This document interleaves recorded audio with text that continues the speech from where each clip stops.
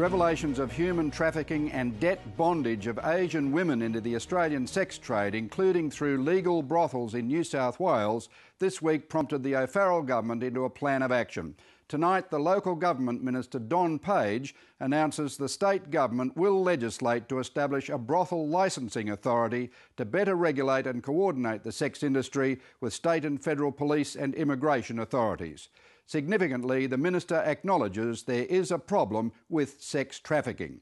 And late today, Immigration Minister Chris Bowen announced a targeted audit of the student visa program.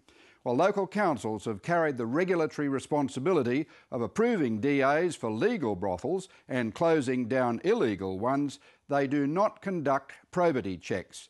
To try to stop organised crime domestically and internationally from establishing a dominant influence in the industry, people with criminal records will be prohibited from owning or operating legal brothels. This move follows a Four Corners and Fairfax newspapers' investigation into the sex trade. Investigative journalists have established through hidden cameras, victims, informants, lawyers, police and Taiwanese prosecutors the unpalatable fact there is a trade in sexual servitude operating in this country. In New South Wales, two legal brothels, one in Woolloomooloo and one in Artarmon, were identified by witnesses as being involved in the movement of coerced sex workers. Such regular movement said to be tactically designed to stay one step ahead of the authorities. Taiwanese prosecutors identified one multinational network. 就我处理这个案子里面发现我们把他所有他在台湾的这些资料去清查，就发现大概有60-70个曾经他要办去澳洲的。 Prostitution has always been a policy dilemma for Australian politicians, but there's been a cross-party consensus for well over a decade now.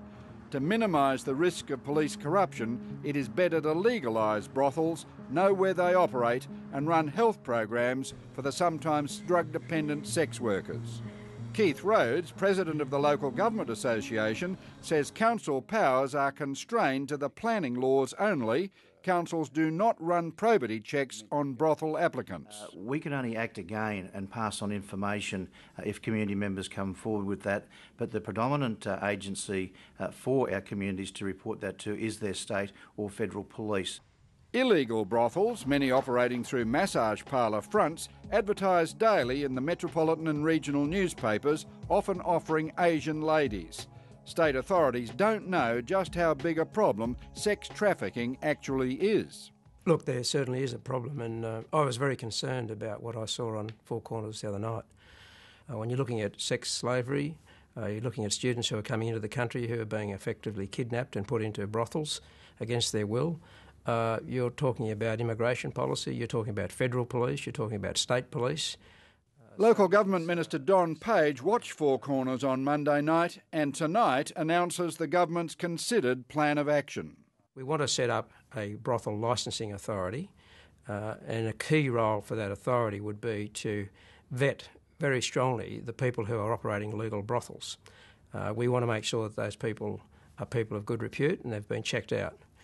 The other thing that we... No criminal record. No criminal record. And also we're proposing to put in place licensing fees for legal brothels, the proceeds of which would go to compliance, particularly in relation to illegal brothels, because there are legal and illegal brothels, and those that are legal have development consent subject to certain conditions.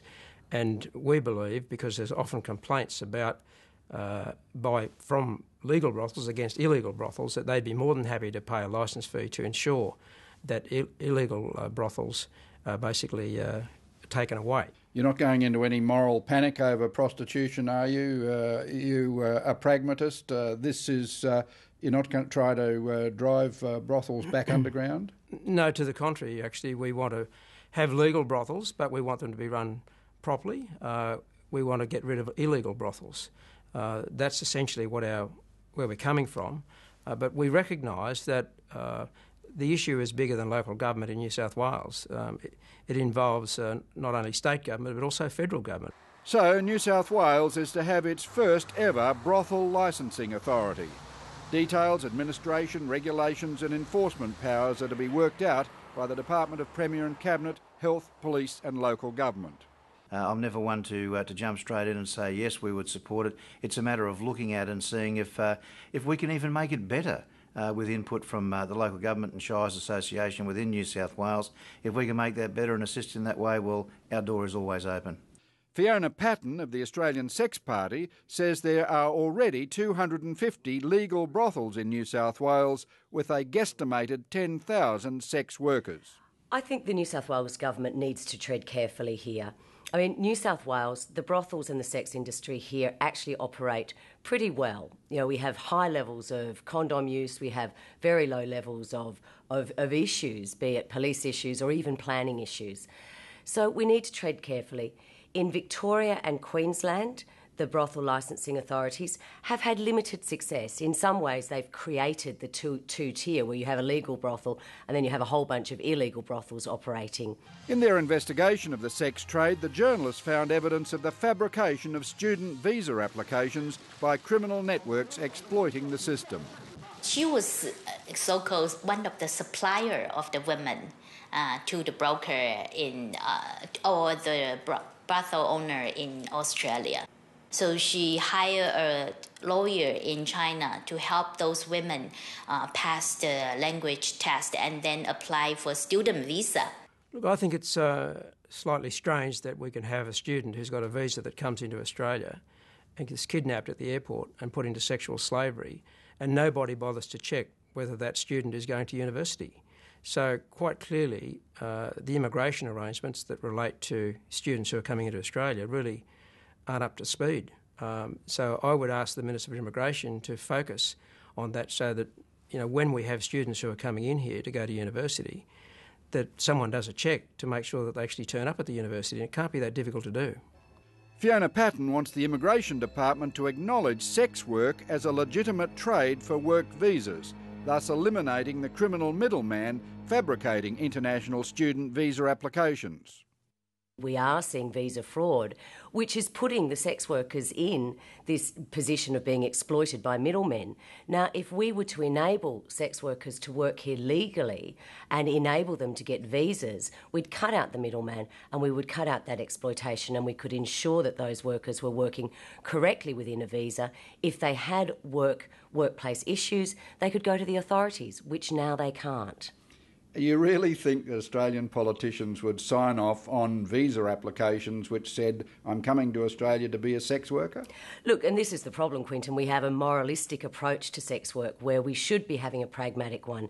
It is work, it is legal in most states in Australia, and we should accept that fact. The same as we accept that we bring in priests from Africa or computer programmers from India. There is a role for sex workers to work here. And to ensure their safety and to ensure that we get rid of exploitation, we need to be far more pragmatic about our visa system. We sought an interview with Immigration Minister Chris Bowen, but currently immersed in the asylum seeker debate, he was unavailable.